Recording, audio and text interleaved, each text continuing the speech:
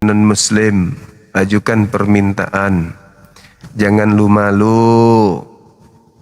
Di sini kita membahas tentang persinggungan dua agama terkait dengan Torah milik orang Yahudi. Kenapa ada di agama kalian? Di mana kitab itu hanya milik kepunyaan Bani Yakub aja. Kok bisa ada di agama Kristen? Ada apa dengan Kristen ini? Kan begitu.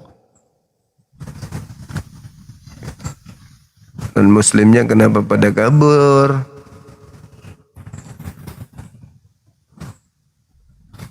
Waalaikumsalam warahmatullahi wabarakatuh. Halo, selamat sore. Halo. Sore juga. Sore. Dari agama Katolik Protestan? Saya dari Kristus. Kau dari Sunni apa Syiah? Kenapa emosi, bos? Santai aja. Ya, saya tanya kau Sunni apa? Iya, saya Sunni. Anda? Anda Protestan atau Itu Protestan atau Katolik abang ini? Syiah. Kenapa ada Sunni dan Syiah? Coba jelaskan dulu dong. Buka kamera kita diskusi, bos. Bilang Protestan, kenapa ada Sunni? Kenapa Kalau ada Sunni dan Syiah, bos? Katolik itu kan menyembah ibunya Yesus juga, bang. Kalau Protestan memprotes itu, kenapa ada Sunni dan gitu. Syiah? Pertanyaanmu Kenapa ada tidak Sunni dan masuk. Syiah? Kan Islam juga. Kamu ke gereja colok kenapa pantat tidak pendetamu masuk? supaya Coba. otakmu waras, bos. Waalaikumsalam. Ada kue. Apa ada cemilan di dapur? Apa cemilannya apa? Sendal jepit goreng. Taruh aja situ, nak. Tunggu dulu. Thank you. Siapa tak ada cemilan tak? Oke, teman-teman. Jangan emosian dong. Lain tema, lain dibahas. Aku tanya, Anda Protestan atau Katolik untuk memastikan saudara ini bukan Muslim gitu. Halo, selamat sore. Sore juga abangku. Katolik Protestan.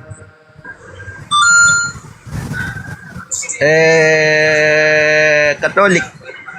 Boleh buka kamera, silakan. Enggak, aku pengen aja lihat abangku minum air. Buka kamera, bang, silakan. Tidak apa-apa kok, silakan. Enggak, belum bisa buka kameraku.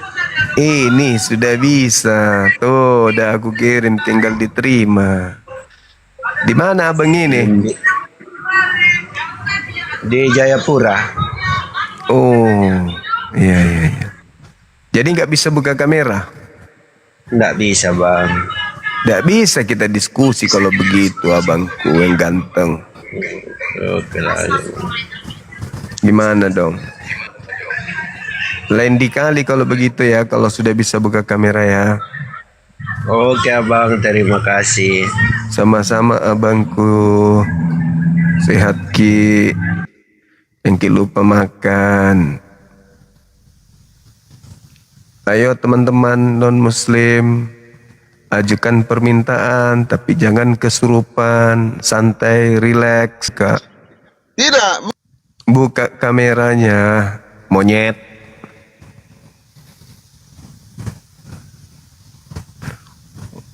Orang cuma diajak buka kamera aja banyak kali kau cincongmu. Buka kamera aja kalau kamu itu bisa diskusi, gitu aja kok repot.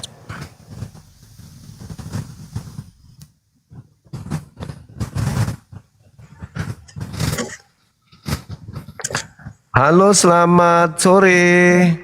Jumpa lagi kita. Wah, abangku hari ini pakai baju merah, menyala betul-betul. Wah kuning abang sudah Oh, salah kuning warna ya? lagi abang. Oh, siap. Sorry. Kenapa abang mata sudah berubah warna itu abang ini? Warna aja nggak boleh salah ya bang ya, nggak boleh salah kita. Ntar aku tarik napas dulu, grogi aku nih hadapi Bang Suma nih. Ada aja bang ini. Ada, aku sapa penonton Bang Suma di bawah penonton. Siap. Assalamualaikum penonton, sehat-sehat semua penonton. Waalaikumsalam. Mohon maaf jika aku bertanya-tanya dengan Bang Suma ke depan ada kata yang salah. Sebelumnya aku sudah minta maaf ya. Karena aku sudah diberikan gelar-gelar dari Bang Ustadz Tata BSM Ulis bertanya sampai metong. Keren Bang. PS. Bertanya sampai metong. Izin Bang Suma, ada aku Siap. semenjak aku turun dari room Bang Suma, ada yang kirim pesan ke saya begini Bang.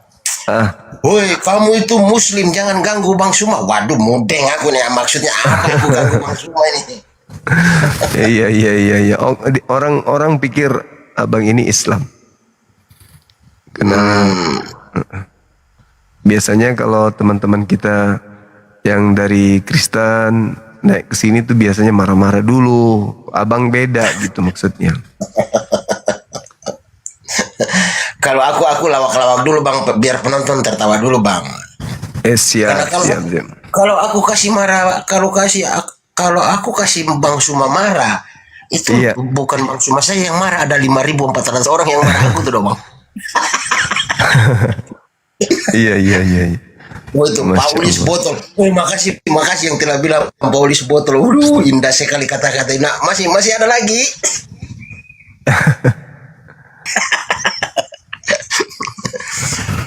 Oke Bang, aku sampai bertanya dalam hati untuk menjadi seorang public speaking itu memang hal yang sangat sulit juga ya Bang Suma ya. Kita dicaci maki, kita dihina, dihujat.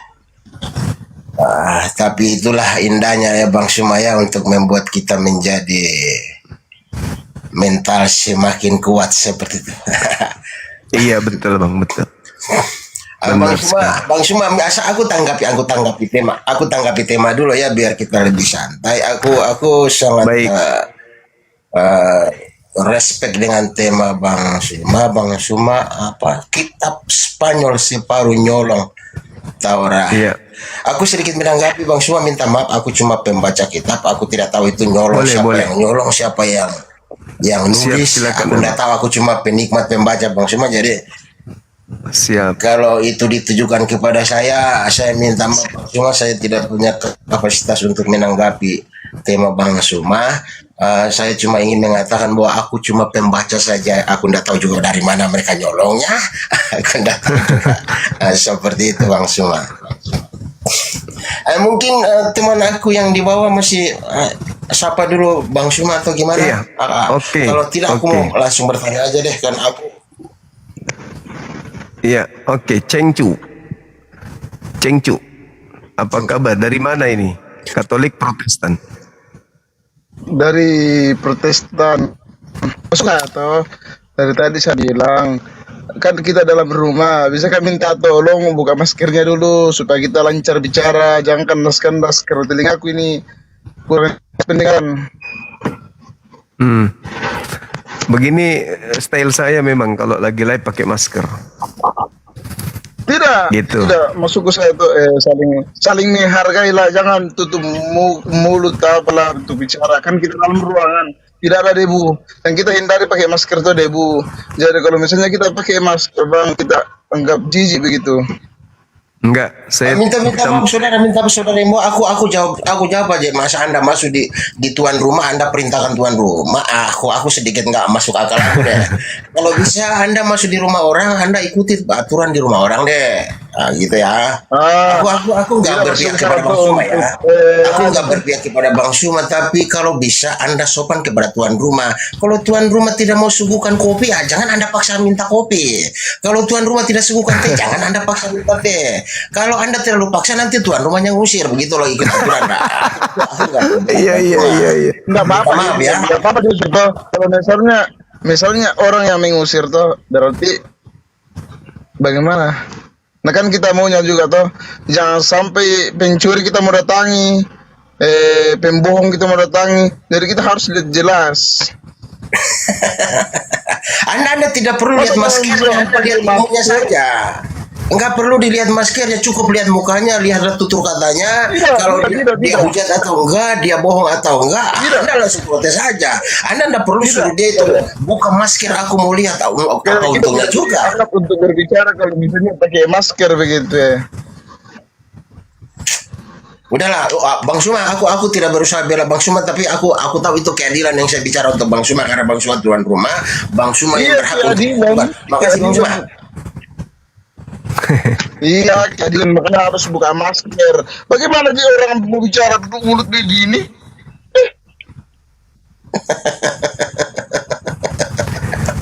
Bagaimana sih orang mau bicara, mau kita bicarai? Bagaimana perasaan? Kan suara saya kedengaran. Oh, bicara orang baru begini. kan kedengaran suara saya. Orang Indonesia tahu kok, orang pakai masker itu udah biasa, udah lumrah itu. Terlalu jelas. Oh, gangguan di telinga berarti. Gangguan di telinga berarti. Iya, gangguan di telinga. Makanya harus pakai masker baru jelas. Sudah, kalau gitu dibawa aja dulu ya. Kan kita Dibawa masa aja kita dulu. masa kita penderitaan agama. Rapikan aja sendal tamu di bawah. Allahu Akbar. Aku heran juga Bang Suma, aku heran juga. Cuma masalah masker kok diperdebatkan. Memangnya datang mau cari apa? Kalau mau datang mau cari suruh buka masker ya, kalau aku tenang aja Bang Suma. Minta maaf ya Bang Suma ya. Aku juga favorit juga orang-orang seperti itu, sebenarnya apa yang dicari gitu Bang. Iya, betul. Kalau aku ya kita aja. Aku sudah tanggapi tema Bang Suma tadi ya. Aku hanya pembaca. Aku kelahiran tahun 70-an ke atas. Jadi aku cuma membaca. Aku ndak tahu itu nyolongnya gimana, siapa yang nyolong. Jadi aku ndak tahu Bang. Aku hanya membaca, mempelajari. Ya, itu aja Bang. Jadi mohon maaf. Mungkin hanya sebatas itu aku bisa menanggapi tema Abang. Makasih Bang. Iya, nggak apa-apa abangku. Cuman pola yang ada ini ya, ketika kita berbicara mengenai Torah, Al-Quran juga membahas tentang kitab ini, bahwa pencipta langit dan bumi memberikan Taurat kepada Nabi Musa alaihissalam, itu diperuntukkan untuk kaumnya Bani Israel. Diterangkan dalam Al-Quran surah Al-Araf ayat 145. Lalu ada hal yang menarik di sini Bang. Kami sebagai penggiat apologet Islam, tentu referensi kami belajar tentang apologet itu kan tentu Bible juga. Lalu kami membaca bagaimana Yakub di dalam kitab Kejadian 49. Yakub di sana menubuatkan 12 anak-anaknya, kelak laku keturunannya seperti apa. Yang menariknya adalah ketika dia terangkan anaknya satu persatu, tibalah sampai pada poin Benyamin. Di situ Yakub mengatakan begini, Benyamin, laku keturunanmu kelak akan seperti serigala. Pada pagi hari merampas, pada sore hari membagi-bagikan hasil jarahannya. Lalu saya melihat di dalam Filipi 3 nomor 5 Paulus mengaku keturunan Benyamin. Tadi di Kejadian 49 Yakub menerangkan keturunannya yang bernama Benyamin ini nanti lakunya seperti serigala. Yesus mewanti-wanti pengikutnya agar berhati-hati kepada serigala. Lantas bahkan serigala ini datang bukan hanya datang sebagai serigala doang, tapi datang tampil sebagai domba. Padahal dia adalah serigala yang buas. Terlepas itu adalah Paulus, karena pengakuannya tadi, bukan tuduhan, karena pengakuannya tadi bahwa aku dari Benyamin. Akan tetapi yang menariknya adalah ketika di dalam kitab Torah ini itu diperlakukan hanya untuk kaum Bani Israel saja. Seruan-seruannya, ya Bani Israel, wahai Bani Israel. Bahkan Tuhan membuat Taurat itu sebagai perjanjian baru ke dalam batin setiap Bani Israel dan Bani Yehuda, terekam di dalam Yeremia 31 sampai 33. Aku Tuhan akan mengadakan perjanjian baru dengan Bani Israel dan Bani Yehuda, bukan seperti perjanjian yang telah aku buat yang diingkari oleh nenek moyang mereka ketika aku membawa mereka keluar dari tanah Mesir, tanah perbudakan. Perjanjian yang akan kubuat itu adalah bahwa aku akan menanamkan Taurat ini ke dalam batin mereka. Berarti Taurat adalah perjanjian baru yang Tuhan tanamkan dalam benak dan hati sanubari Bani Israel. Lalu sedikit lagi bang. Oke bang. Oke, lanjut. Aku bertanya supaya kelihatan diskusinya lebih enak. Baik. Kenapa Yesus itu dari keturunan Yehuda? Keturunan Yehuda itu bukan keturunan imam. Keturunan Lewi lah, Musa dari keturunan Lewi. Tapi kenapa Yesus dilahirkan untuk sebagai seorang imam, seorang nabi, bukan dari keturunan itu keturunannya Lewi gitu. Tapi kenapa yang diambil keturunan Yehuda? Silsilah dari keturunan Yesus itu bukan digenapi lewat keturunan Lewi atau keturunannya Musa itu, bang. Ada apa di situ sebenarnya sih? Aku ingin dapat ilmu dari situ aja, bang. Jadi sebenarnya kalau di Islam, Al-Quran surah Al-Ma'idah ayat 12, Allah mengangkat perjanjian agung dengan Bani Israel. Tidak dikatakan di salah satu suku atau keturunan Bani Israel kalau di Islam, tetapi secara keseluruhan Bani Israel artinya Bani Yakub. Artinya Bani Yakub siapapun di antara ke-12 anak keturunannya yang diambil oleh Tuhan, yang dipilih oleh Tuhan, maka itulah yang kemudian yang menjadi penerus tongkat kenabian. Itu. Nah, cuman ada yang jadi permasalahan seperti pertanyaan abang ini. Memang kalau kita melihat di dalam kitabnya saudara kami Yahudi, Yesus ditolak sebagai nabi, sebagai utusan Tuhan, sebagai Mesias. Itu ditolaknya itu di sana. Nah, oleh karena itu ketika ada pertanyaan seperti ini, di dalam kitab Yahudi itu dikatakan bahwa tidak akan ada lagi seorang raja yang akan duduk di tahta Daud yang berasal dari keturunan Yoyakim. Itu nggak ada lagi. Nah, sedangkan kalau kita lihat di Matius 1 nomor 11, Yesus disebut sebagai keturunan Yoyakim. Artinya dari data yang ada di dalam kitabnya saudara kita Yahudi, itu dikatakan bahwa tidak ada lagi dari keturunan Yoyakim, tetapi Yesus berasal dari sana. Nah, tapi itu nggak jadi masalah karena memang Yesus tidak pernah duduk di tahta Daud. Karena pada masa Yesus datang, kerajaan Daud itu sudah tak ada. Jadi itu nggak ada masalah. Seperti itu bang. Jadi kalau abang tanya saya, kenapa harus Yesus? Ya Al-Quran menjawabnya karena Yesus dari Bani Yakub. Gitu bang. Oke bang, makasih bang. Aku sebagai penanya aja bang ya. Aku bang Suma, aku grogi ya. Aku sudah melihat ilmunya terlalu tinggi. Aku tidak punya kapasitas untuk menjawab pertanyaan Bang Suma. Aku hanya berguru aja nih bang. Aku mau bertanya masuk kepada ayat-ayat ya bang, ayat Alkitab. Karena aku lihat Bang Suma orangnya keren banget, sangat memahami banget. Aku bertanya tentang Matius 12:31. Aku sambungnya dengan Matius 5 ayat 22. Gini bang, di dalam Matius 12:31 di situ dikatakan seperti ini. Dosa dan hujatan manusia dapat diampuni, tetapi hujat terhadap Roh Kudus itu tidak ada ampunannya. Itu Matius 12:31.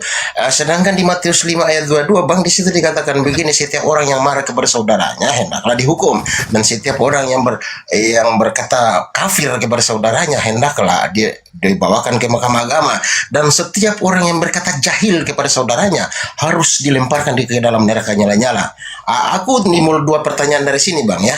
Aku ingin bertanya, apakah orang yang berkata jahil di dalam di dalam Matius 2 dilemparkan di dalam neraka itu di dalam Matius 12:31, di dalam Matius 12:31 yang menghujat Roh Kudus tidak ada hukuman tidak ada ampunannya. Pertanyaan saya, apabila orang berkata jahil bisa dikategorikan menghujat Roh Kudus atau tidak?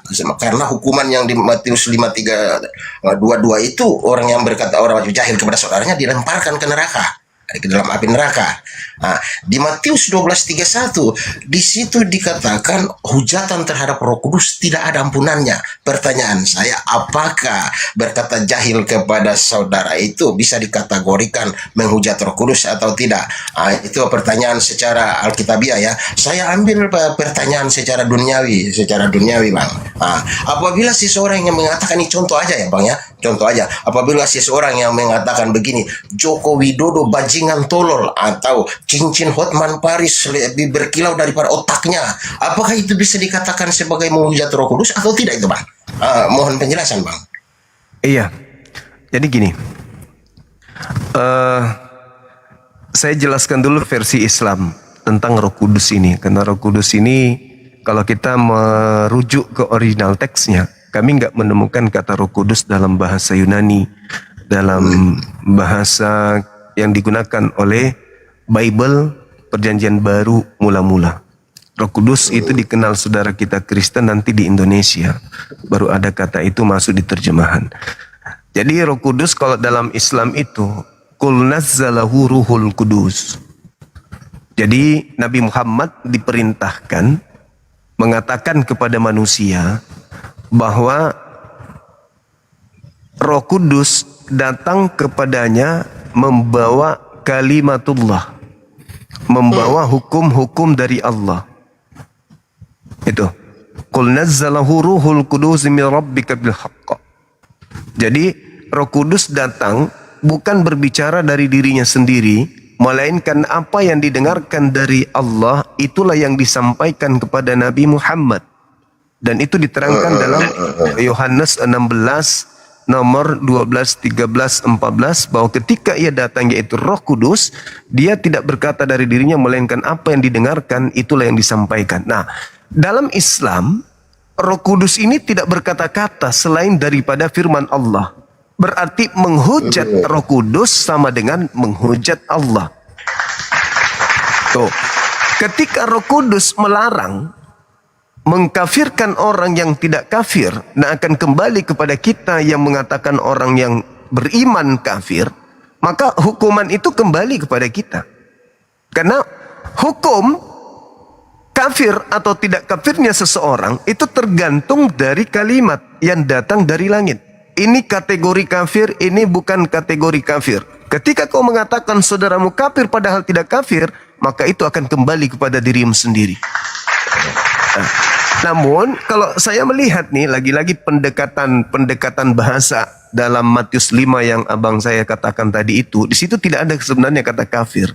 Itu terjemahan yang digunakan oleh Lai untuk menutupi kata raka, di mana kata raka dalam bahasa Yunani ini sebenarnya terjemahannya bukan kafir. Terjemahannya itu adalah bodoh. Bodoh atau idiot atau lemah ingatan. Nah, ini dia. Ketika orang itu penuh dengan Roh Kudus, lalu kita mengatakan dia bodoh, bahwa itu sama dengan mencelah Roh Kudus. Sebab orang itu penuh dengan Roh Kudus, orang itu penuh dengan hikmat, orang itu adalah pengajar, orang itu adalah orang yang berdiri di bait suci untuk mengajarkan kebaikan-kebaikan kepada orang lain. Tapi Anda mengatakan dia bodoh, Anda katakan dia kafir misalnya, maka itu akan berbalik kepada Anda. Itu kategori menghujat Tuhan, menghujat Allah ketika ada orang yang diberi tugas untuk menyampaikan firman, lantas kita katakan bodoh, gila, dan seterusnya. Berarti itu kembali kepada kita sendiri. Jadi jawabannya, apakah itu sama dengan menghujat Roh Kudus? Yes. Apakah itu sama dengan menghujat pencipta langit dan bumi? Yes. Sebab Roh Kudus adalah duta pencipta langit dan bumi untuk datang kepada para nabi menyampaikan firman dari Allah. Contoh, bagaimana Yesus, malaikat turun naik kepada dia, terekam di Yohanes 1 nomor 51, langit terbuka dan terlihat malaikat-malaikat turun naik menuju kepada Yesus. Artinya Yesus adalah perwakilan Tuhan yang harus didudukkan pada posisi yang mulia. Gitu abangku. Sekira gitu. Oke bang. Makasih bang, makasih. Aku sekali lagi aku katakan aku tidak mau membantah, aku tidak mau sedikit pun tidak. Aku hanya bertanya aja. Pertanyaan aku selanjutnya bang berkaitan dengan Yohanes 14 ayat 10 bang. Di situ Yesus mengatakan begini, apa yang kukatakan kepadamu dari atas ya dari atas. Aku di dalam Bapa. Tidakkah percayakah engkau aku di dalam Bapa dan Bapa di dalam aku? Apa yang kukatakan kepadamu tidak kukatakan dari diriku sendiri, tetapi Bapa yang diam di dalam aku dialah yang melakukan pekerjaannya. Aku lebih fokus kepada Bapa yang berdiam di dalam aku, dia yang melakukan pekerjaannya bang. Pertanyaan saya begini bang, apabila saya menyembah Bapa itu berkiblat kepada Yesus karena Bapa berdiam di dalam Yesus, apakah itu adalah sesuatu hal yang salah bang? Gimana sekali ya. Gimana bang? Gini bang, pertanyaan saya gini bang, di dalam Yohanes 14 ayat 10 di situ Yesus mengatakan begini, tidak percayakah engkau bahwa aku di dalam Bapa dan Bapa di dalam aku? Apa yang kukatakan kepadamu tidak kukatakan dari diriku sendiri, tetapi Bapa yang diam di dalam aku dialah yang melakukan pekerjaannya. Pertanyaan saya begini bang, konteks ada teksnya di situ dikatakan begini, Bapa yang diam di dalam aku dialah yang melakukan pekerjaannya. Pertanyaan saya kepada Bang semua gini, apakah salah jika saya menyembah Bapa itu merujuk atau berkiblat kepada Yesus karena Bapa itu sendiri berdiam di dalam Yesus bang? Boleh seperti itu saya menyembah Yesus, berkiblat kepada menyembah Bapa berkiblat kepada Yesus karena Bapanya berdiam di dalam Yesus, bisakah seperti itu bang? Oke, baik. Saya menjawabnya lagi-lagi kembali ke Quran dulu. Jadi gini, di dalam Al-Quran itu diterangkan begini. Aku menunjukkan keberadaanku di setiap penjuru dan pada diri manusia. Bahkan dikatakan dalam Al-Quran, wa nahnu akrabu ilaihi min hablil warid. Aku Tuhan lebih dekat kepada manusia daripada manusia kepada urat lehernya. Ini urat leher nih, ada sama kita, melekat sama kita, tapi Tuhan itu lebih dekat kepada kita daripada kita ke urat leher. Artinya bahwa bukan hanya kepada Yesus aja Tuhan itu berada di dalam dirinya. Nah, sekarang kita masuk ke Bible. Kita lihat di dalam Yohanes 12 nomor 44 sampai nomor 50. Di situ Yesus mengatakan bahwa barang siapa yang menolak aku, ya, artinya dia menolak dia yang telah mengutus aku. Barang siapa melihat aku, artinya dia melihat dia yang telah dia telah melihat Bapa. Barang siapa yang menolak, barang siapa yang melihat, dia melihat Bapa. Kan gitu poinnya. Bahayanya kalau melihat Yesus sama dengan melihat Bapa, berarti membunuh Yesus sama dengan membunuh Bapa. Itu bahayanya. Maka bahasa Yesus ini itu adalah bahasa ma'rifat.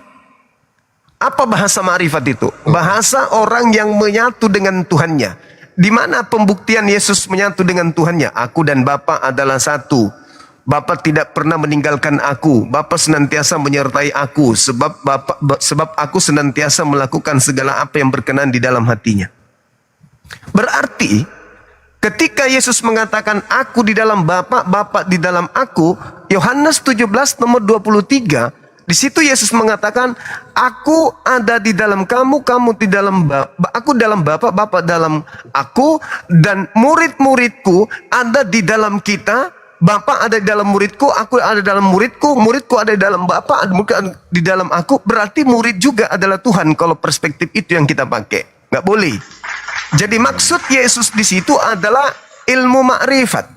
Siapa yang melihat alam semesta ini, itu sama halnya melihat Tuhan. Siapa yang melihat aku, sama dengan melihat aku. Kenapa?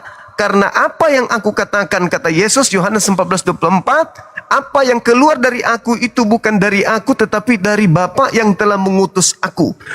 Yohanes 5 nomor 36, ada kesaksianku yang lebih penting dari kesaksian Yohanes. Bahwa seluruh pekerjaan yang aku lakukan, pekerjaan itulah yang bersaksi bahwa Bapa yang telah mengutus aku. Petrus berkhotbah di KPR 2 nomor 22. Seluruh orang Israel harus tahu, yang kumaksud adalah Yesus dari Nazaret, seorang perantara yang melakukan kekuatan-kekuatan mujizat tanda-tanda yang dilakukan oleh Bapa Elohim melalui perantaraan Yesus. Nah, di dalam Yohanes 1:18 tidak ada orang yang pernah melihat Bapa, tidak ada yang pernah mendengar suaranya, tetapi anak yang di pangkuannya, dialah yang mengeksegesis, dialah yang menjelaskan, dialah yang mentafsirkan, dialah yang menyatakan tentang Bapa itu. Maka ketika muridnya mengatakan, sudah sekian lama engkau bersama dengan aku, Filipus, tetapi kamu masih bertanya, di manakah Bapa itu? Itu keputusasaan Yesus mengajar sebenarnya. Karena Bapa itu tidak mungkin Yesus mengatakan, Bapa itu sana, itu dia tuh Bapa tuh. Enggak mungkin. Maka Yesus mengatakan, barang siapa yang melihat aku, Filipus, itu sama halnya melihat Bapa. Karena aku adalah perpanjangan tangan Bapa. Siapa yang melihat aku sama melihat Bapa, siapa yang menolak aku sama menolak Bapa, siapa membunuh aku sama dengan membunuh Bapa, itu benar itu. Karena aku adalah perwakilan Bapa. Apa yang aku katakan adalah Bapa. Karena Bapa tidak bisa turun ke bumi karena dia bukan makhluk, maka aku yang diutusnya untuk menyampaikan firman-Nya. Karena Bapa bukanlah makhluk, maka Bapa memberikan kekuatan mujizat kepadaku untuk aku bermujizat di hadapan kalian. Jadi kalau abang menyembah Yesus, itu keliru. Karena abang saya telah menduakan Tuhan dengan utusan Tuhan. Yesus sudah sangat jelas tuh polanya. Ketika dalam Yohanes 3 nomor 16, begitu besar kasih karunia Tuhan akan dunia ini sehingga ia menganugerahkan anaknya yang tunggal, yaitu Yesus. Barang siapa yang percaya kepada Yesus tidak binasa melainkan memperoleh hidup yang kekal. Kan kita diminta untuk percaya kepada Yesus. Bukan percaya kepada yang lain, tapi kepada Yesus. Maka Yesus mengatakan di dalam Yohanes 17 nomor 3, hidup kekal itu adalah mereka mengenal Engkau, satu-satunya Tuhan yang benar, bukan aku, dan mengenal aku yang Engkau utus. Berarti hidup kekal itu jangan bergeser dari situ. Kan kita mengejar hidup kekal nih. Kalau kita mengejar hidup kekal, berarti kita nggak boleh tidak percaya Yesus. Yesus sudah memberikan polanya untuk kita hidup kekal. Apa itu? Hidup kekal menurut Yesus mengenal dua pribadi. Yang pertama, hakikat tertinggi, pencipta langit dan bumi sebagai satu-satunya Allah yang benar. Dan yang kedua adalah mengenal Yesus yang diutus oleh pencipta tadi. Maka Yesus harus didudukkan sebagai utusan saja. Melihat Yesus sama dengan melihat Tuhan. Apa yang dikatakan Yesus kita turuti, sama halnya kita menuruti apa yang Tuhan inginkan.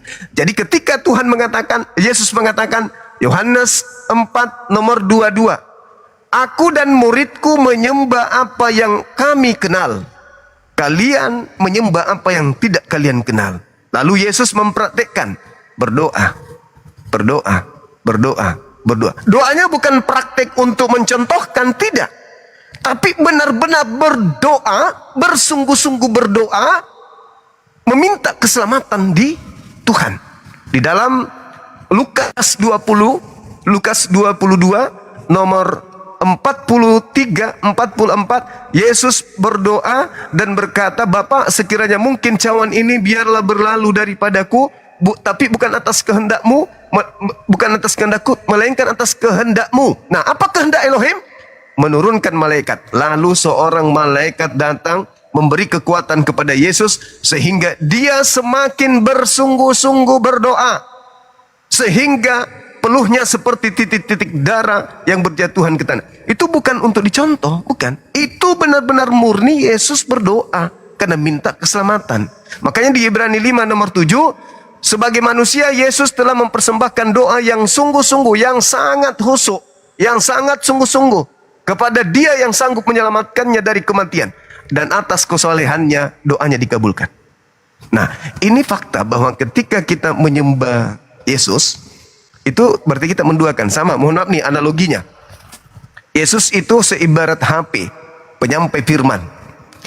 Kemudian Bang Suma ada di sini sebagai sumber firman. HP ada di abang. Ketika nanti abang mengajak HP itu makan atau mengajak HP itu berbicara, berarti abang ada gangguan. Kecuali Anda ada koneksi antara saya dengan abang melalui HP tadi. Makanya Yesus mengatakan, sembahlah Allah dalam aku. HP ini sebagai penyampai perkataan Bang Suma ke abang. Jadi HP ini sebagai alat untuk berhubungan dengan saya. Jangan abang saya menganggap HP itu Bang Suma. Meskipun suara Bang Suma, gambar Bang Suma, pola Bang Suma, instruksi Bang Suma melalui HP. Tapi jangan sekali-kali menganggap HP itu Bang Suma. Itu hanya alat penyampai firman. Makanya HP itu seandainya dia bisa bicara, apa kata HP itu? Bang Ulilku yang cakep, sebenarnya aku tidak bisa berkata-kata dari diriku sendiri. Suara yang kau dengar dariku bukan dari aku, tetapi dari Bang Suma yang telah mengutus aku. Itu fakta, itu real. Jadi kalau abangku menganggap HP itu adalah Bang Suma, itu sama halnya Anda menganggap Yesus itu adalah Bapak Elohim. Kira-kira sehat tidak kalau abang menganggap HP itu Bang Suma? Kurasa abang nggak sehat. Makanya kami umat Islam itu mendudukkan Yesus level tertinggi sebagai Nabiullah, Rasulullah, manusia mulia, terkemuka di dunia dan akhirat, manusia suci yang diberkati dimanapun berada. Itulah iman kami kepada Yesus. Al-Quran mengatakan, ya Bani Israel, inni Rasulullahi ilaikum. Perkataan Yesus, Nabi Isa dalam kami, mengatakan kepada Bani Israel, sesungguhnya aku ini adalah Rasul utusan Allah, utusan Tuhanmu kepada kalian. Nah itulah yang ada di iman kami abangku. Saya kira gitu. Oke baik Bang, makasih penjelasannya Bang. Sekali lagi aku mengatakan aku tidak punya kapasitas untuk membantah Bang Suma, karena aku tahu apabila Bang Suma menyampaikan itu adalah kebenaran, aku bantah berarti aku seorang yang kafir, yang tertutup otakku. Dan yang kedua, aku tahu bahwa setiap ucapan yang mengandung kebenaran akan selalu tertanam di akalku, tetapi setiap ucapan yang tidak mengandung kebenaran dengan sendirinya akan mengambil tempat di dalam akal. Ya, makanya aku jarang untuk membantah setiap jawaban-jawaban orang. Aku tertarik dengan Bang Suma tadi kutip Qaf 50 ayat 16 ya, tentang Allah lebih dekat kepada kita daripada urat leher kita. Apa sementara menyamakannya dengan Yohanes 14 ayat 10, karena di dalam Qaf 50 ayat 16, kami telah menciptakan manusia, kami mengetahui apa yang dibisikkan di dalam hatinya, dan kami lebih dekat kepadanya daripada ulat lehernya. Abang mengatakan bahwa Allah juga di dalam kita, sesuai dengan Qaf 50 ayat 16 tadi ya, sama juga dengan Yohanes 14 ayat 10 ya. Seperti itu yang saya dengar dari abang tadi ya. Oke Bang, makasih Bang. Aku sudah mendapatkan ilmu baru. Kalau ternyata memang Allah itu ada di dalam Yesus sesuai dengan Qaf 50 juga. Seperti itu ya Bang ya. Makasih Bang, makasih. Makasih Bang, makasih. Okay. Mungkin itu saja pertanyaan saya Bang. Oke, saya tambahkan sedikit abangku. Jadi ketika dalam Al-Quran itu diterangkan wa nahnu akrabu, aku lebih dekat. Aku lebih dekat, artinya Allah lebih paham, Allah lebih tahu, lebih tamat, lebih menyelami tentang dirimu daripada kamu kepada dirimu. Itu maksudnya, bukan Allah turun dari langit berdiam dalam tubuh kita, enggak. Atau Tuhan turun ke tubuh Yesus untuk berdiam, itu enggak. Tapi aku lebih dekat, artinya apa? Ada dimensi yang kamu sendiri, yang adalah kamu sendiri, yang adalah diri lu sendiri, yang kamu sendiri, yang tidak ngerti tentang kamu sendiri. Contoh, yang abang lihat ini tangannya Bang Suma, wajahnya Bang Suma, lehernya Bang Suma, dadanya Bang Suma. Tapi abang nggak tahu Bang Sumanya itu siapa, yang mana.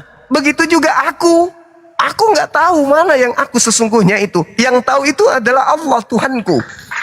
Maka apa pembuktian bahwa saya tidak tahu diri saya sendiri? Niat saya berbicara, mampu menggerakkan tangan, mampu memberikan kemudian ilustrasi, analogi, penyampaian, pemahaman, pesan.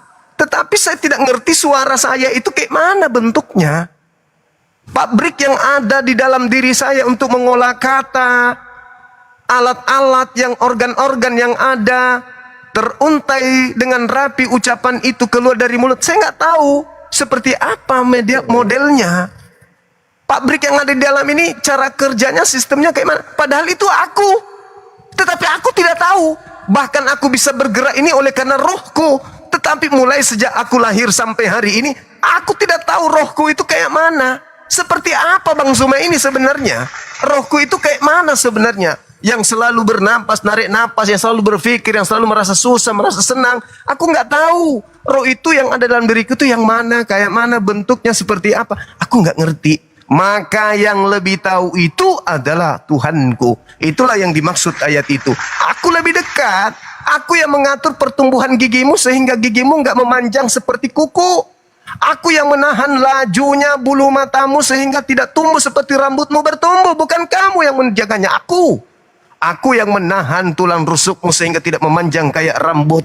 Padahal kau mensuplai makanan, bukan kau yang memilah makanan itu. Ini ke rambut, ini ke jantung, ini ke rusuk, ini ke kuku, ini ke gigi. Itu ke gigi. Itu semuanya aku. Aku lebih dekat. Akulah yang mengatur pabrik yang ada dalam tubuhmu, bukan kalian. Akulah yang maha kuasa. Artinya, ketika dikatakan Allah itu ada pada diri manusia, bukan berarti Allah sebagai wujud ada pada manusia. Melainkan bahwa cerminan pengetahuan Allah, kuasa Allah meliputi segala sesuatunya. Itulah yang diterangkan dalam Al-Quran. Itulah yang diterangkan abangku. Seperti itu yang kami paham. Jadi bukan Tuhan turun seperti roh, turun ke dalam saya, terus saya kerasukan Tuhan, sehingga saya dikatakan Tuhan manusia. Bukan. Tuhan separuh manusia, separuh Tuhan. Bukan begitu abangku. Tapi kita adalah manusia yang tak punya daya apa-apa, lalu Tuhan memberikan serpihan cahaya berupa akal, di mana akal ini adalah alat mendeteksi, alat sensor yang Tuhan berikan untuk mengetahui sesuatu bentuk, warna, dan seterusnya. Dan itu bias daripada sifat Allah yang adalah maha mengetahui, Al-Alim. Bias itu yang ada pada diri kita. Itulah yang disebut akal pengetahuan yang ada pada manusia. Seperti itu abang. Makasih bang, makasih penjelasannya. Aku Siap. bertanya lagi ya bang ya. Aku bertanya di Matius 11 ayat 25 lah. Aku belum ketemu poin selanjutnya di poin itu bang. Abang memahaminya, aku juga nggak tahu. Gini bang, di situ dikatakan kemarin, aku bersyukur kepada Bapa Tuhan langit. Di situ ayat itu mengatakan begini bang, aku bersyukur kepada Bapa Tuhan langit dan bumi, semuanya ini engkau sembunyikan bagi orang bijak dan orang pandai, tetapi engkau nyatakan kepada orang kecil. Itu apa saja, poin apa saja yang disembunyikan dari orang bijak dan pandai dan dinyatakan kepada orang kecil itu bang? Apa sih yang dimaksud itu, poin-poinnya itu bang? Aku mohon penjelasan bang. Iya. Jadi gini, ketika dikatakan di dalam data ini bahwasanya Yesus bersyukur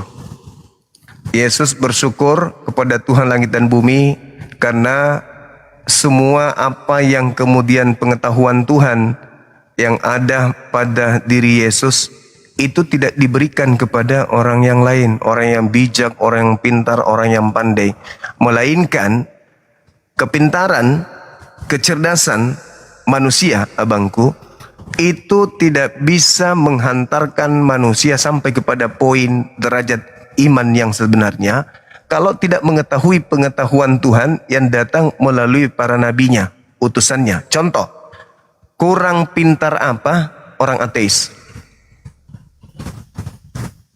Kita tahu itu. Kurang pintar apa mereka, kurang bijak apa mereka, kurang pandai apa mereka. Tetapi tidak bisa dengan akal saja, kecerdasan aja, kepandaian saja, orang itu kemudian bisa selamat. Nggak bisa. Tetapi harus berdasarkan ilham, wahyu dari pencipta langit dan bumi. Yesus itu kenapa mengatakan dirinya orang kecil? Karena pada saat itu dia dikelilingi oleh penguasa. Dikelilingi oleh penguasa, imam-imam, rabi-rabi, imam kepala, gubernur-gubernur, raja-raja pada saat itu. Dia orang kecil, dia hanya seorang anak tukang kayu. Tetapi Allah membuka keilmuan tentang surga, tentang kerajaan langit, tentang kerajaan bumi kepadanya. Dan itu tidak diberikan kepada seluruh manusia, hanya kepada dia saja. Meskipun dia anak yatim, tanpa ayah, dituduh sebagai anak zina, tapi pengetahuan tentang keselamatan bagi Yesus itu semuanya terbuka, tersingkap. Tersingkap. Apa buktinya? Yesus bisa menerangkan bahwa kelak ada penyesat bernama ini, bergelar ini, bahwa kelak ada orang yang memakai namanya, bahwa kelak akan seperti ini, dan Yesus ungkap itu semua. Kenapa? Karena Tuhan sudah menyertai dia. Dia selalu bersyukur kepada Tuhan Bapa langit dan bumi. Berbeda dengan orang pintar, orang cerdas. Dia yang membuat ini, membuat itu, membuat. Tapi tentang pengetahuan akan Tuhan itu nihil bagi mereka, Bang. Itu yang dimaksud. Makanya saya masih teringat dengan perkataan Yesus begini. Perbanyaklah harta surga. Sebab harta surga tidak lekang dimakan karat, dan juga tidak hancur termakan rayap. Ada data di dalam Bible terucap seperti itu. Apa itu harta surga? Harta surga itu komponennya adalah lebih mudah onta masuk lubang jarum daripada orang kaya yang masuk di surga. Artinya apa? Perbanyak harta surga, amalan soleh, amalan soleh, amalan soleh. Jangan peduli kecintaan berlebihan terhadap duniawi. Itu hikmat yang disampaikan Yesus itu. Amalan soleh yang harus diperbanyak. Kedekatan kita kepada Tuhan yang harus diperbanyak. Rasa syukur kita kepada Tuhan yang harus diperbanyak. Kita sakit, kita miskin, perbanyak syukur. Kenapa? Jika ingin masuk hidup yang kekal, camkan baik-baik. Jangan kejar duniawi berlebihan, tetapi kejarlah dunia seakan-akan engkau hidup menerus. Ingat, kejarlah akhiratmu seakan-akan engkau mati esok pagi. Itu komponen yang Yesus ajarkan. Perbanyak harta surga. Harta surga, amalan, kebajikan. Bukan amalan yang memasukkan kita surga, bukan. Tetapi ridha. Kata Tuhan, aku akan memberkati siapapun yang memberkati engkau. Berarti ridhanya Allah. Berkat itu ridha. Allah ridha, Allah berkati kita, berarti Allah ridha. Kita diridai oleh Allah. Kenapa? Karena kita tunduk berserah diri kepada perintah-perintahnya. Bukan amalan, karena perintah itu yang membuat kita masuk surga, enggak. Tetapi karena ketundukan kita kepada Tuhan. Takutlah kepada Dia, kata Yesus, yaitu Dia yang sanggup membunuh manusia, membunuh tubuh, dan sanggup melemparkan tubuh itu ke dalam api neraka. Itu kata Yesus. Berarti kalau kita takut, berarti kita harus tunduk. Kalau kita tunduk berarti kita muslim. Kalau kita muslim berarti kita takut. Kalau kita takut berarti kita bertakwa. Berarti orang yang takut dan bertakwa kepada Tuhan adalah mereka yang siang malam kerjanya hanya tunduk berserah diri kepada Tuhan langit dan bumi. Nah, jadi begitu abangku. Banyak orang pintar, banyak orang cerdas, tapi tidak mendapatkan ilmu hikmat dari para nabi. Begitu abang. Makasih bang. Sebentar ya penonton. Aku minum dulu biar aku grogi sekali, panas, dingin, keringat dingin. Bang Suma ini. Sebentar ya penonton. Aku minum susu dulu, sudah tua minum susu supaya segar sedikit lah penonton. Tapi sebelumnya aku katakan kepada penonton yang udah typing yang bagus, yang enak didengar, dan sudah typing yang kedengarnya tidak enak didengar, aku doakan kepada kalian semua aja deh. Kalian semua semoga baik-baik, sekalipun ada typing yang sedikit typingannya itu seperti pedang bermata dua yang menggores-gores hatiku, tetapi aku selalu berdoa semoga kalian sehat selalu semuanya. Mohon maaf, aku minum dulu ya. Bang Suma izin aku minum dulu baru aku lanjut bertanya. Siap. Bang Suma. Ini baru ada legal lagi. Lap keringat dulu aku Bang Suma. Aku lawak dulu Pak untuk penonton Bang Suma maksudku itu. Iya bang. Bang, aku tanya dalam Injil Lukas 18 ayat 27 Bang. Di situ dikatakan begini, apa yang tidak mungkin bagi manusia mungkin bagi Allah. Itu kira-kira poin-poin apa saja yang mungkin bagi manusia tapi tidak mungkin bagi Allah itu Bang? Menurut pengetahuan Abang aja sih. Apa yang tidak mungkin bagi manusia mungkin bagi Allah. Contoh nih bang, saya ngambil di Matius 16 nomor 23. Di situ Yesus berkata begini, "Enyahlah iblis Kamu hanya memikirkan apa yang dipikirkan oleh manusia. Kamu tidak memikirkan apa yang dipikirkan oleh Tuhan. Nah, kan gitu. Artinya apa?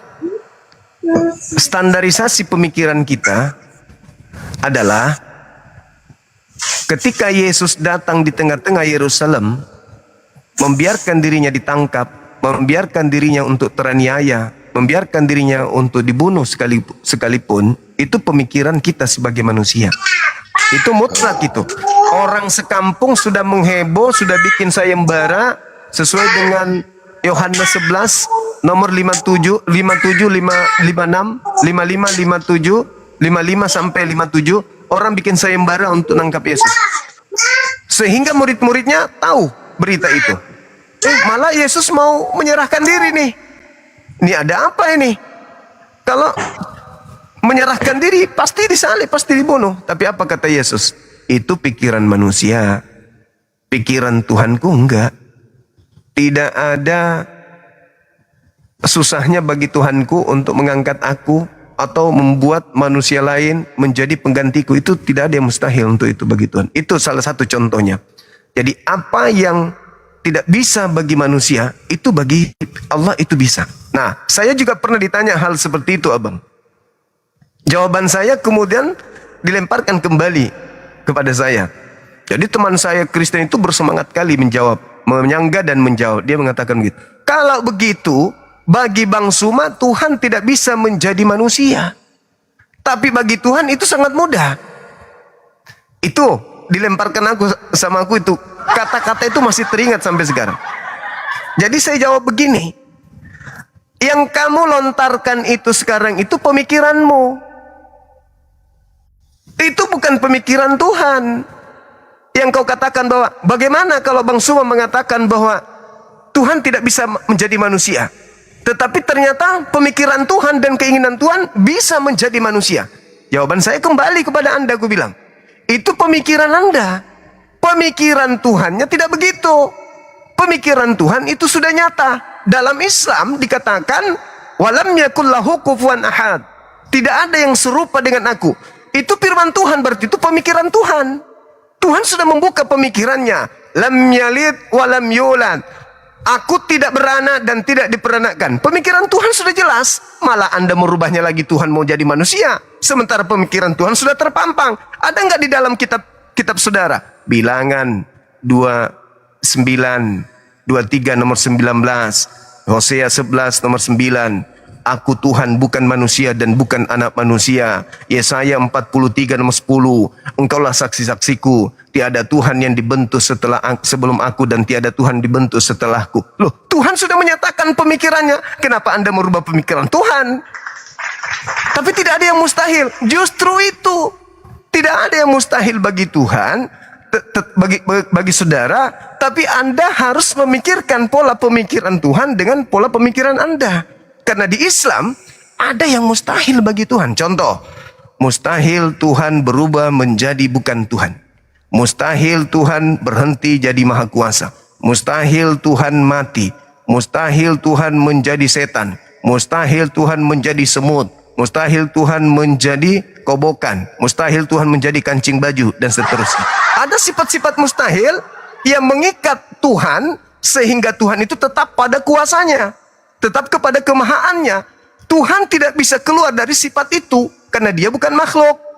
Dia tidak mungkin tidur. Dia tidak mungkin capek. Dia tidak mungkin lelah. Dia tidak mungkin sengsara, merana, dan seterusnya. Itu adalah sifat mustahil bagi Tuhan. Kapan sifat itu melekat pada dirinya, berarti itu bukan Tuhan. Itu masih makhluk. Yang namanya Tuhan itu kuasa, maha perkasa, maha besar, maha tinggi. Tidak ada padanya maha kecil atau kecil. Disebut maha, berarti dialah yang paling besar. Dia yang paling dahsyat. Tidak ada padanya kelemahan. Akhirnya waktu itu, dia berakhir dengan mengatakan, ya sudahlah Bang Suma, kalau memang seperti itu, ternyata Bang Suma masih memikirkan pemikiran Tuhan. Saya bilang, pemikiran Tuhan itu, Tuhan canangkan kepada manusia untuk diketahui manusia melalui para nabi. Itulah yang disebut sebagai Alkitab. Firman Allah. Disitulah tertuang pikiran Tuhan. Bukan kita yang mengakal-akalinya. Seperti itu adanya. Begitu Bang, jawaban saya. Oke, Bang Sumah, mungkin ini pertanyaan satu terakhir saya ya. Baik. Pertanyaan terakhir aku itu Yohanes 1:34. Gimana Bang? Itu Yohanes 1:34, Yohanes Pembaptis atau Nabi Yahya bersaksi merujuk kepada Yesus bahwa dia adalah anak Allah.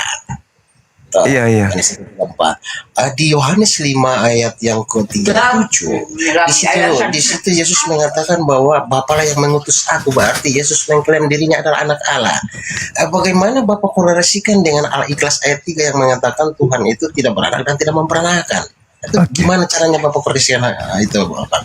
3 ayat Baik, itu. Abangku. Mohon penjelasan, Pak. Baik, Abangku. Jadi gini.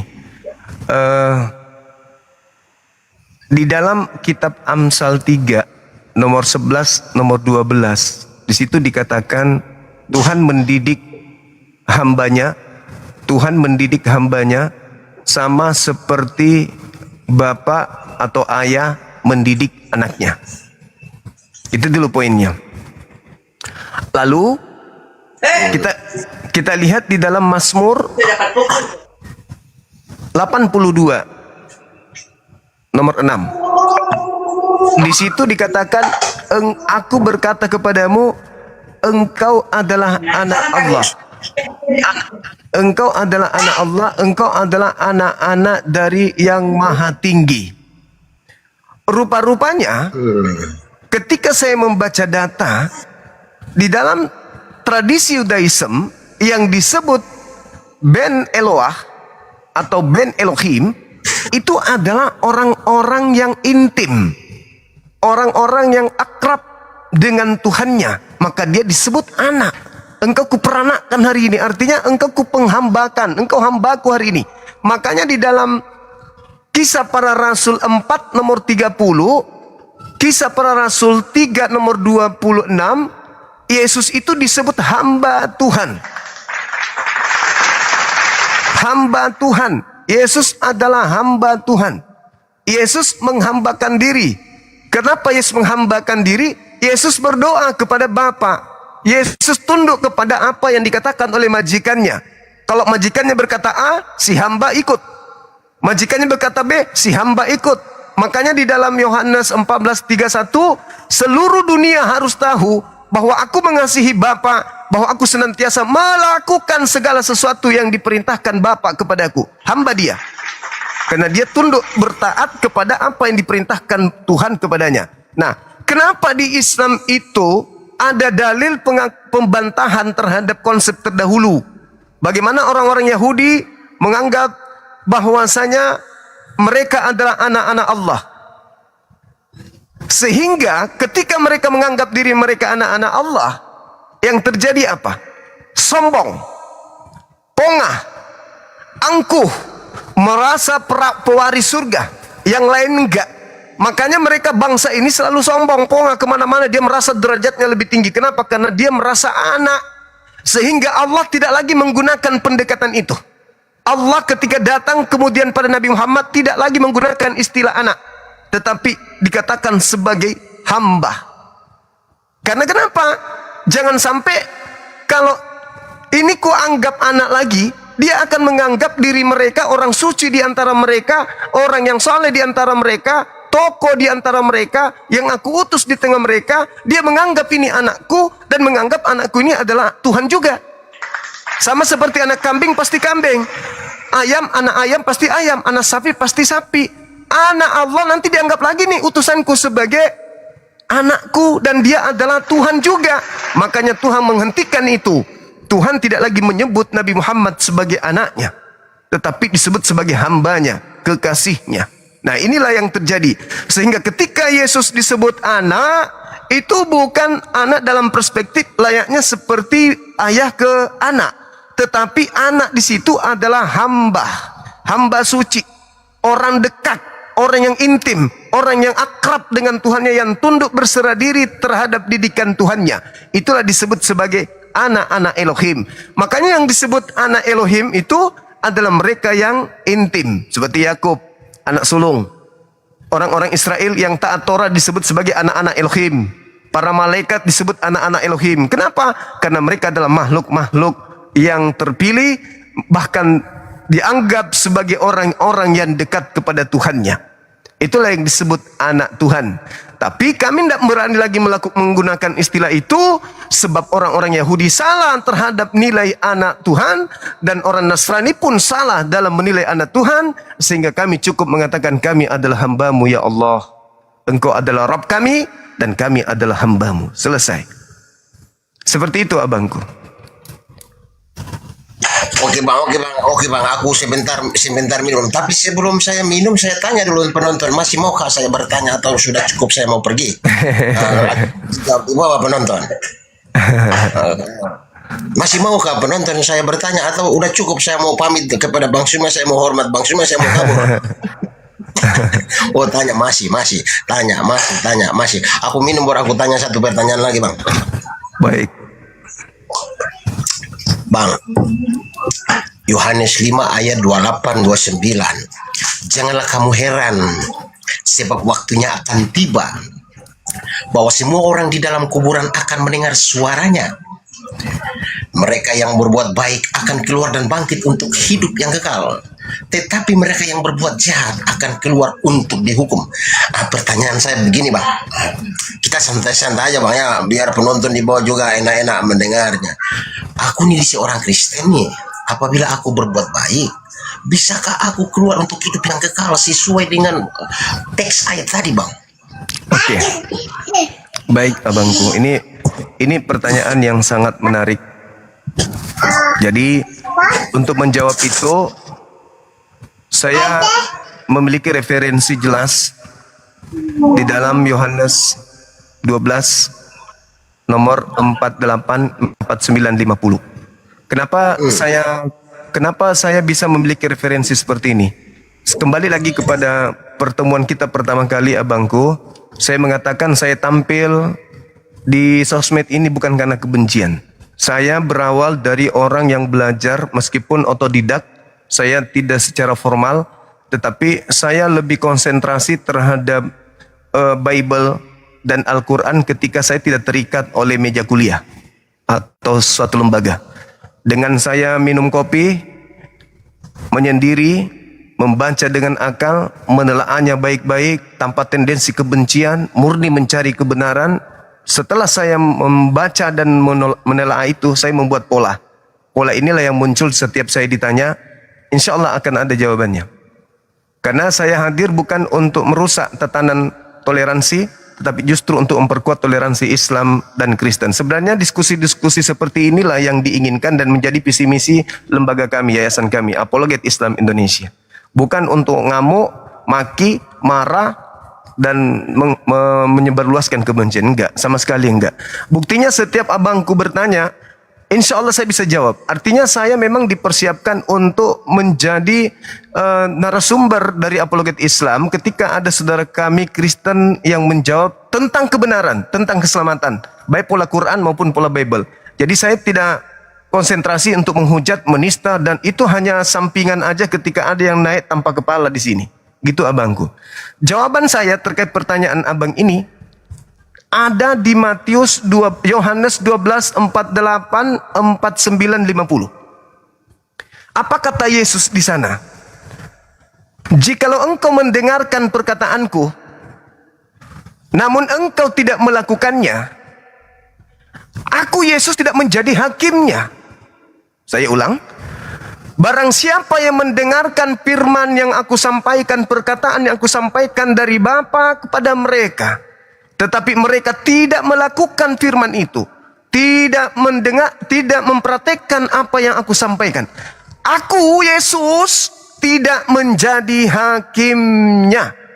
49. Sebab, masih ada lanjutannya, sebab aku datang bukan untuk menghakimi, tetapi untuk melayani.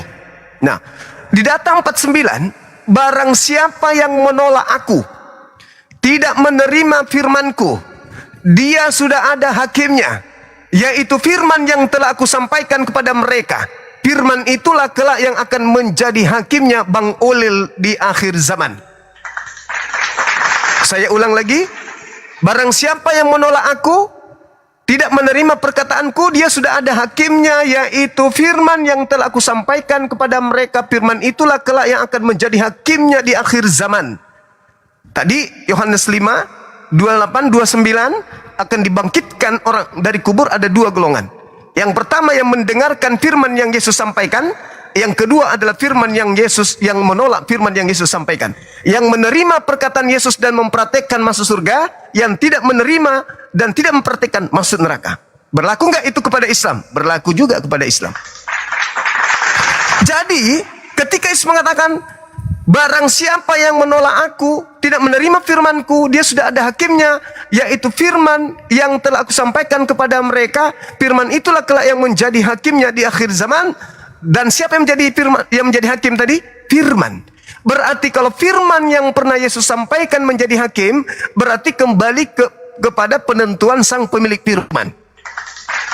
Aku berkata-kata kepadamu bukan dari diriku sendiri, tetapi apa yang kukatakan adalah apa yang diperintahkan oleh Bapa untuk aku sampaikan dan aku katakan. Firman yang kau dengar dari aku bukan dari aku, tetapi dari Bapa yang telah mengutus aku. Artinya bahwa ketika Yesus penginjilan kurang lebih 3,5 tahun kepada kaumnya Bani Israel, kumpulan firman itulah yang kelak akan menjadi hakim di akhir zaman. Bukan kumpulan surah-surah Paulus, bukan kumpulan perkataan-perkataan penulis Lukas, Markus, Matius, melainkan seluruh rangkaian ucapan-ucapan Yesus yang Yesus terima dari Tuhan. Di dalam Yohanes 17 nomor 8, Yesus mengatakan begini, segala firman yang Bapa yang engkau berikan kepadaku, telah aku sampaikan kepada mereka. Mereka telah menerimanya. Semuanya telah mereka terima. Dan mereka telah percaya bahwa engkaulah yang telah mengutus aku. Artinya, segala firman yang Yesus sampaikan yang nanti menjadi tolak ukur penghakiman ketika kita bangkit dari kubur, itu Yesus sudah sampaikan terlebih dahulu sebelum Yesus terangkat ke langit. Berarti surat-surat Paulus itu tidak menjadi tolak ukur penghakiman. Wahyu yang ada akulah Alfa dan Omega itu tidak akan menjadi tolak penghukuman. Ketika ada makhluk yang keluar dari kubur, pergilah ke seluruh dunia, jadikan seluruh bangsa menjadi muridku, itu bukan menjadi tolak takaran penghakiman. Kenapa? Ucapan pergilah ke seluruh dunia, ucapan akulah Alfa dan Omega, ucapan kepada aku telah beri kuasa baik di surga maupun langit, itu tidak masuk dalam komponen firman yang Yesus sampaikan kepada muridnya. Segala firman yang kuberikan kepadaku telah aku sampaikan kepada mereka. Mereka telah menerimanya dan mereka percaya bahwa engkaulah yang telah mengutus aku. Artinya di antara seluruh firman itu tidak ada Yesus pernah mengaku, pergilah kepada seluruh bangsa, jadikan seluruh bangsa menjadi muridku. Akulah Alfa dan Omega, segala kuasa langit dan bumi telah diberikan kepadaku. Itu Yesus tidak masuk dalam rangkaian segala firman tersebut. Nah, sedangkan saudara kami Kristen hidup di bumi menggunakan pilar-pilar Paulus dan Wahyu untuk menjadi seorang Kristen dengan tujuan selamat. Padahal penghakimannya bukan di situ. Penghakimannya adalah seluruh rangkaian ucapan Yesus yang Yesus lakukan penginjilan di tengah-tengah kaumnya Bani Israel. Makanya Nabi Isa mengatakan, "Inni Abdullah atani al-kitaba wa ja'alani nabiyan." Ketika Nabi Isa datang kepada kaumnya Bani Israel, dia sudah memiliki firman yang Tuhan telah berikan kepada dia untuk dia sampaikan kepada kaum Bani Israel. Jadi abang akan dibangkitkan, Bang Suma juga akan dibangkitkan. Penghakiman pertama kita akan ditanya, Bang Suma, ya Paman, kenapa engkau tidak menyembah aku, tidak menuhankan aku? Maka aku akan mengatakan, adakah pada masa engkau penginjilan mengajarkan Bani Israel menyembah dirimu, menuhankan dirimu? Jawab. Yesus akan mengatakan, aku tidak pernah mengatakan itu. Ma qultu lahum illa ma amartani bih. Qala subhanaka ma yakunu li an aqula ma laysa li bihaqq. Aku tidak pernah mengatakan apa yang bukan aku katakan, wahai Bang Suma. Ya sudah. Salah enggak aku tidak menyembahmu? Ya tidak, kan aku memang tidak pernah mengatakan sembahlah aku. Giliran Bang Ulil yang ditanya. Bang Ulil, kenapa kamu menuhankan aku? Siapa yang mengajarkan engkau? Adakah ucapanku, firmanku yang sampai kepada muridku seperti itu? Kenapa engkau makan babi? Kenapa engkau ke gereja? Kenapa kau rasulkan Paulus? Kenapa kau kitabkan perjanjian baru? Adakah itu pernah aku ajarkan? Enggak pernah Bang. Ya sudah, kalau gitu kau geser ke kiri. Sana-sana sikit dulu. Makanya ada ungkapan Yesus dalam Matius 7 nomor 22, nomor 23. Pada hari terakhir nanti Sebelum masuk surga dan nerakanya seseorang ada hari terakhir. Apa hari terakhir itu?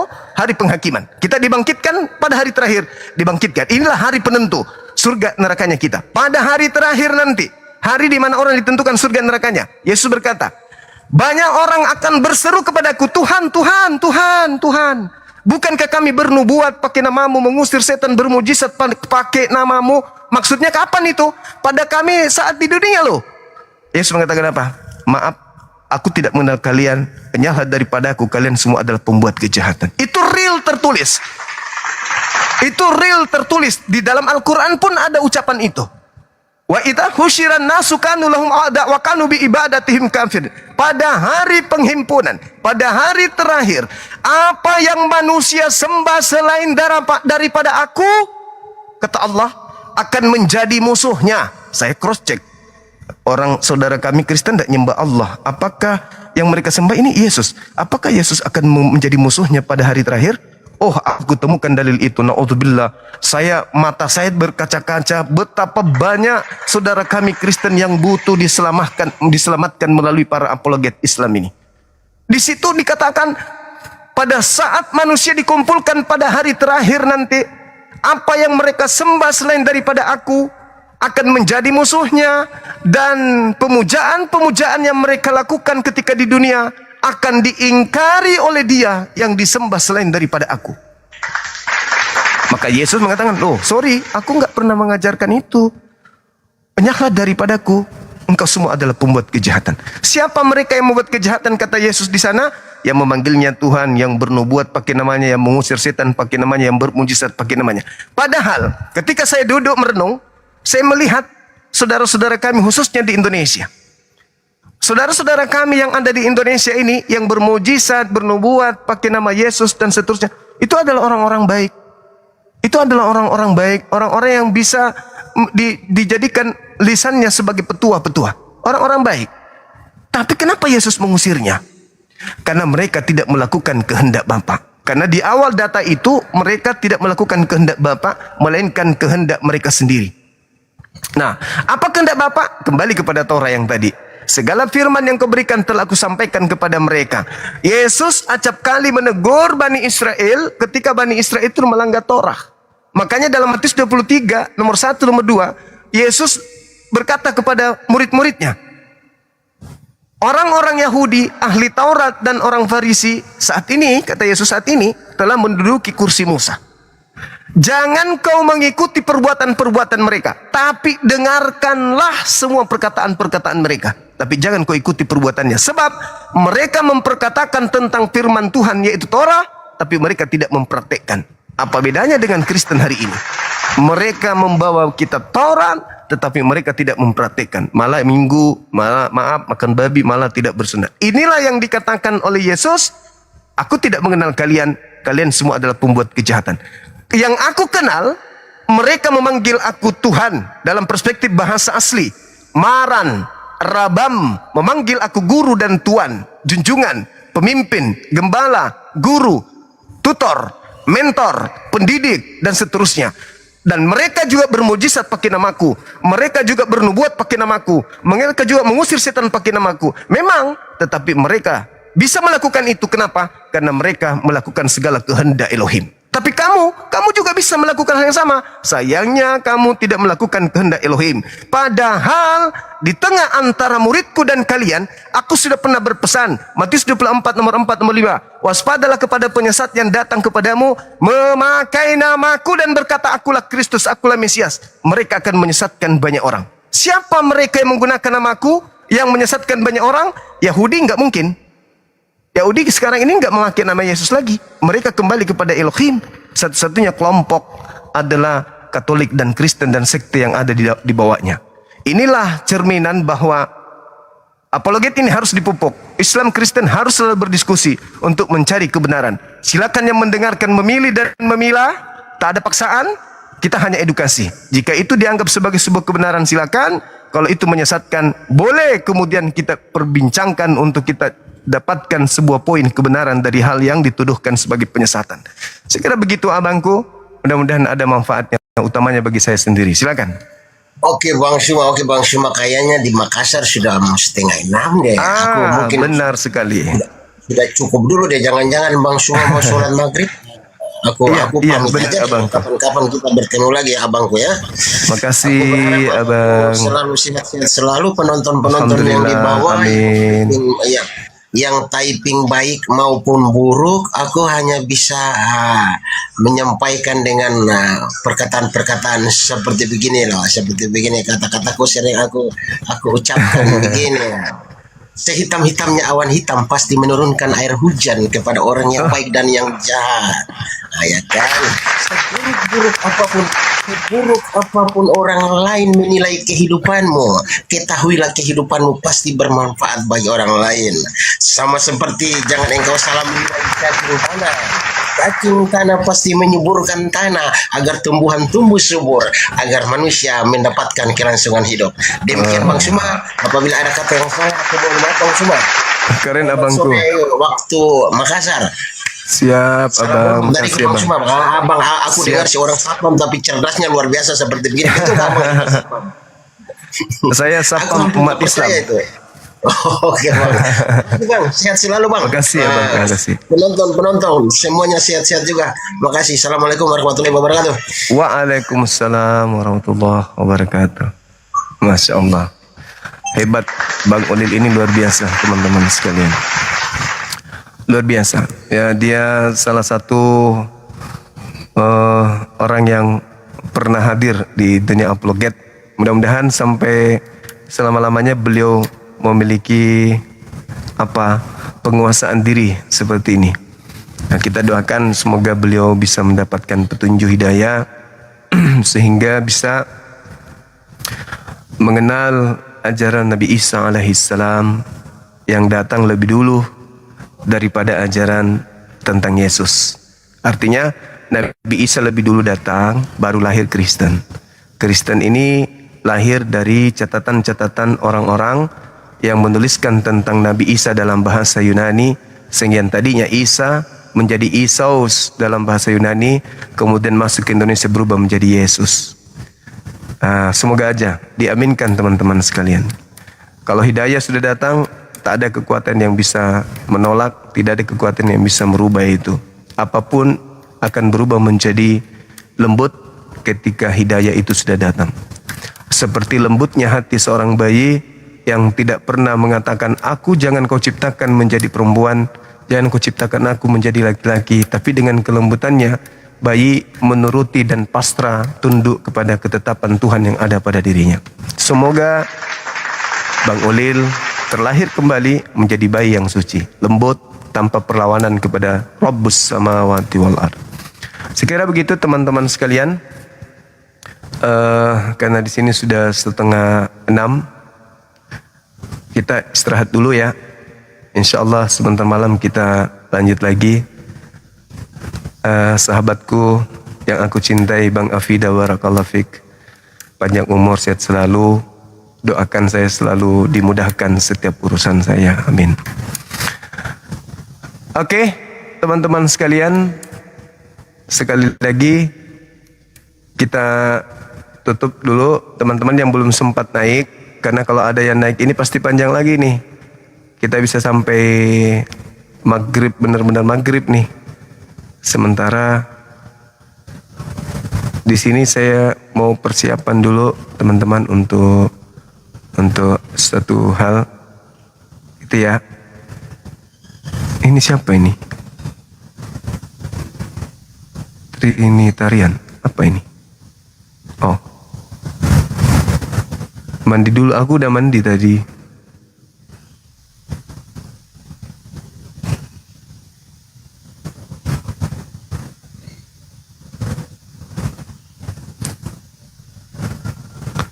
Masya Allah Bang Afida, sesibuknya dirimu sempat-sempatnya hadir di sini. Oke ya teman-teman ya. Kita rehat dulu ya. Satu lagi, lagu apa? Lagu apa teman-teman? Satu lagu lagi katanya. Enggak nggak ada ini. Muslim nih rata-rata Muslim teman-teman. Yang minta permintaan ini rata-rata Muslim.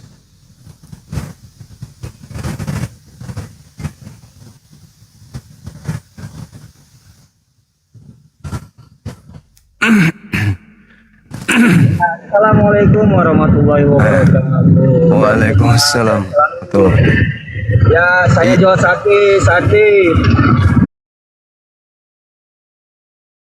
Ini jaringan saya ya.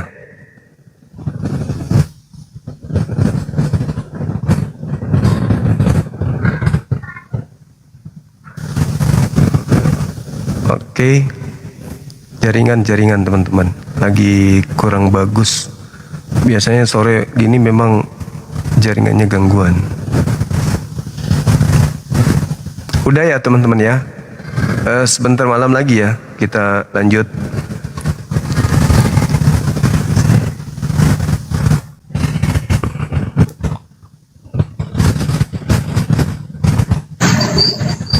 Halo, selamat sore.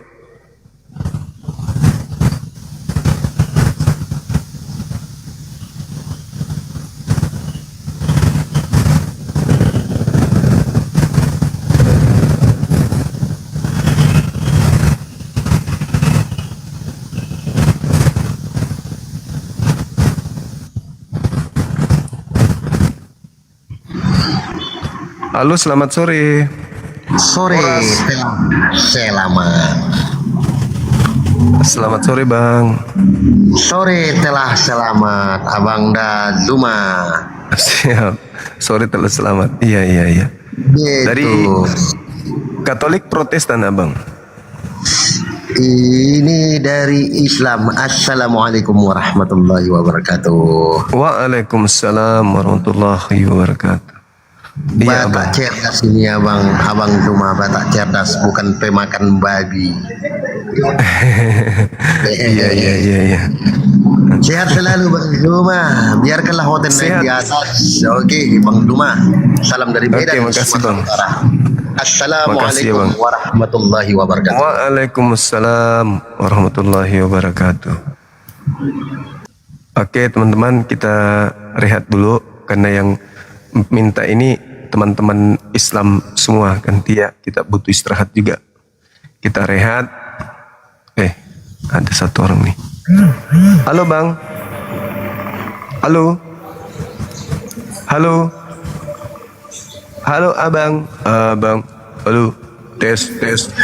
Si tes. Oke. Kita turunkan abangku. Baik teman-teman sekalian, terima kasih atas kebersamaannya. Semoga apa yang kita sajikan pada sore hari ini bisa menjadi edukasi bagi kita semua, sekaligus pengetahuan dan amal jariah bagi saya dan bagi teman-teman juga, sebagai sebuah ladang ilmu yang mana ilmu itu akan bermanfaat pada netizen semuanya, sahabat semua, baik di masa sekarang maupun masa yang akan datang. Kepada teman-teman non-muslim, jika ada kata atau kalimat yang kurang berkenan dari apa yang saya uraikan,